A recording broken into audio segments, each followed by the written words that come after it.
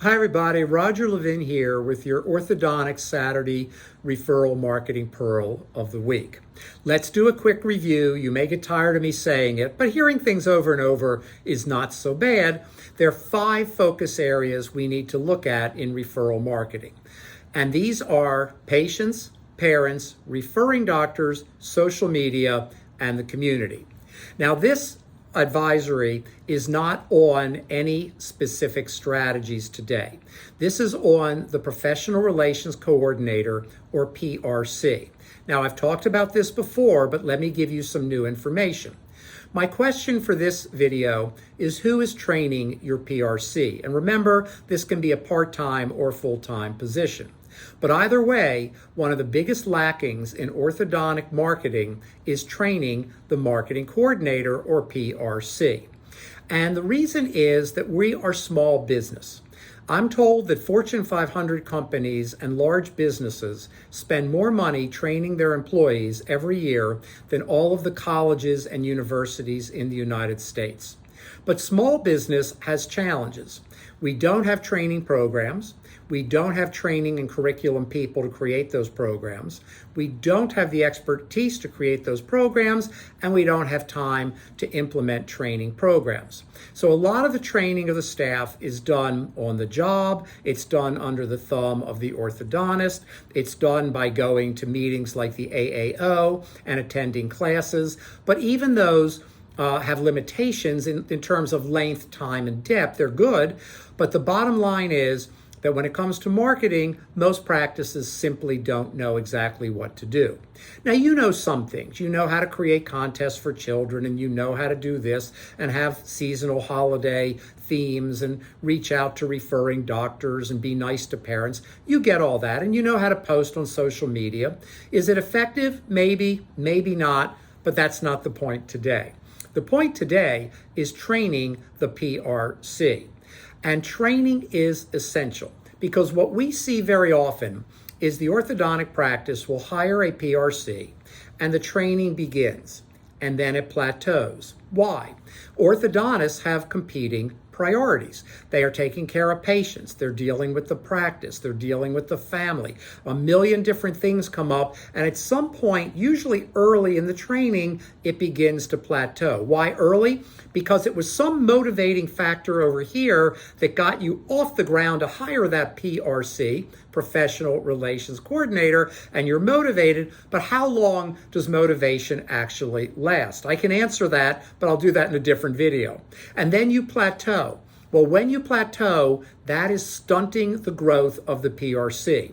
In a sense, I know this will sound funny, you may as well have her smoking 2 packs of cigarettes a day, because if she's young, she won't grow any more. You get the idea. So the PRC is stunted.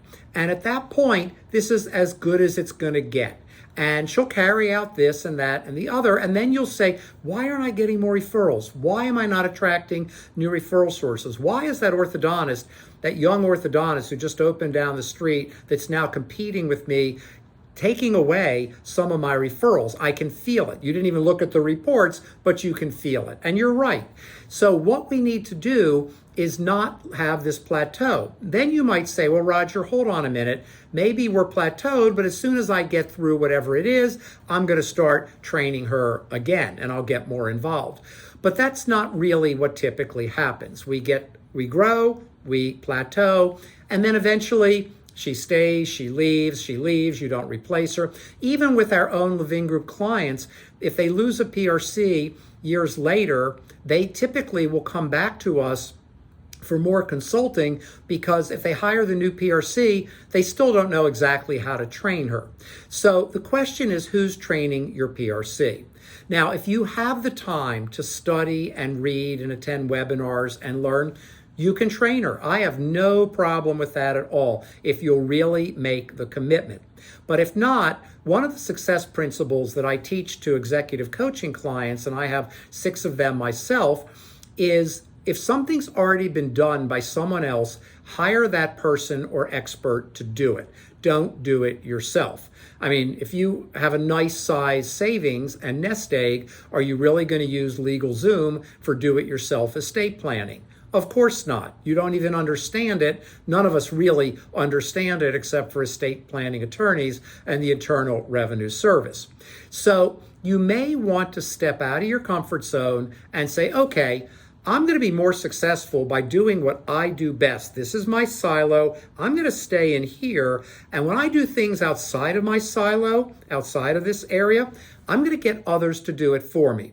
I'm not suggesting this so that you run out and hire Levin Group. That's not what these videos are about. We're happy to talk to you. We're delighted. But these are not promotional videos. I'm giving you an educational concept. Look at everything you do that's not in your silo, which is orthodontics, being a father, being a mother, being a son, being a daughter, working out at the gym. You can't hire someone to do that for you. You can get the fitness trainer to tell you what to do, but you cannot hire them to work out for you. Getting a suit fitted or an outfit fitted or tailored, you've got to go yourself. You can't send your body double when you're an orthodontist. But what you can do is find all these areas where they're experts that can get things that are critical done for you. And the PRC is critical because your practice lives and dies by referrals. So I wanted to share these thoughts with you. As always, I wish you orthodontic practice success and increased practice referrals.